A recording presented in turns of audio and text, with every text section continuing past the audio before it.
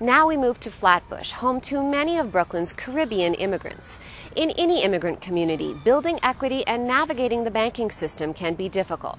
Next, Danielle Foster looks at a special system of saving money, known in Trinidadian circles as the susu. Check it, 14 people, right? And you didn't pay for this week, which is going to make it 15. So here's how it works. Within a susu group, one person is chosen to be the susu master, in charge of collecting and distributing money. Let's say I'm the banker, okay? And I have 10 people in the susu. I make it 11. Okay, let's say it's 100 a week susu. So every week, each person would give me $100. And I'm going to pay out a hand each week. The first week, Jean may say, I want a hand. So the first week, Jean gets $1,100. We keep doing that until the 11 weeks is up. At the end of that, everybody receives $1,100. When we went to buy this set, we bought this, the down payment was susu. So instead of a typical bank account, a susu is an informal system of saving and borrowing money without paying or earning interest. Some people don't believe in bank. Susu is what they know, so they're going from the old way. I'll go in a susu. Between 1995 and 2005, over 15,000 Trinidadians arrived in Brooklyn. The majority have settled in Flatbush and Crown Heights. Many are undocumented. By opening a bank account, they also run the risk of leaving a paper trail. Some people scared. They think, you know, I don't have this, I don't have my documents, you know, I'm not even going to open an account, even try to open an account. And some people do try to get turned down because it's like, you know what, you got to come because you don't have your documents. So I guess they use susu for the next option.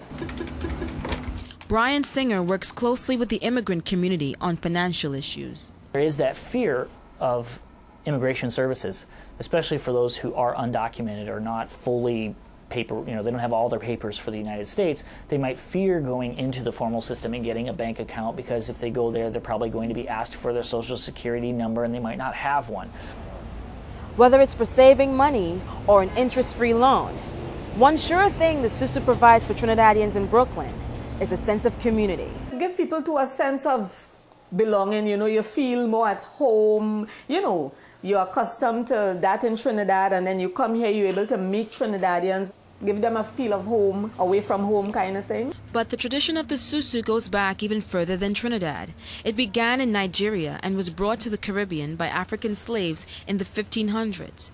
Today, over 50,000 Trinidadians have migrated to Brooklyn, and they too have traveled with the old system. Trust is held in such high regard by the people who come in because you need that. I have seen immigrants come in who had absolutely no connection here, and it's extremely difficult for them to assimilate to the United States because they don't have friends, they don't have this network in place, and oftentimes they end up fairly depressed and they have a tough time getting connected. And I think susus would certainly be one way that they could become more connected and find a community to be a part of. I would say that the drawback to it is that it really keeps them out of the formal system. In addition to this disadvantage, some Trinidadians have their own reservations about the susu. People these days into trustworthy is like they collect their hand, they try to run off problems. You don't want to go through that, you know? But still, people like Shanna remain loyal to the old tradition. After running a susu, it's like the amount of people I get to meet is like, wow, I don't even need family. I could call this one and call that one and contact that one, you know, for advice. And so I guess it works. It's like a little family bonding, like you have no friends, you can say, you know what, boy, my friends is in the susu then. In Flatbush, this is Danielle Foster for Brooklyn Review.